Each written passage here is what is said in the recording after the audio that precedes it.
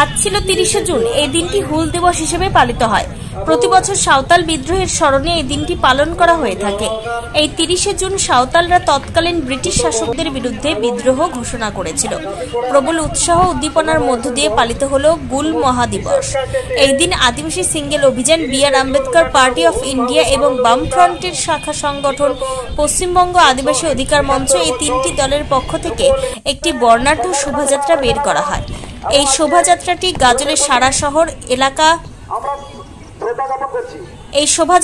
গাজলের সারা এলাকা পরিক্রমা করে বামনগোলা মোড়ে বিরসা মুন্ডার মূর্তিতে মাল্যদান করেন।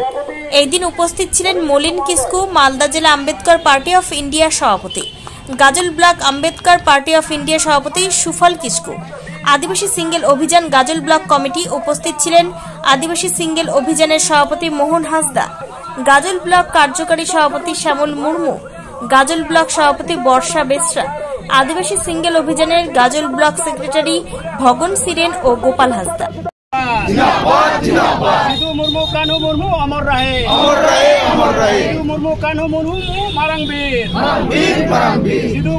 আজকে আমরা হুল দিবস পালন করছি Ambedkar right party of India Malda জেলা সৌজন্য গাজল ব্লক কমিটির পক্ষ থেকে 1855 সালে আমাদের বীর শহীদ সিধু মুর্মু, কানু মুর্মু এবং চাঁদ ভাইরো সুরজানো তাদের নেতৃত্বে 30,000-এর অধিক বীর শহীদ হয়েছিলেন। তাদের শ্রদ্ধা যাপনের জন্য আমরা পদযাত্রার মাধ্যমে মাল্যদান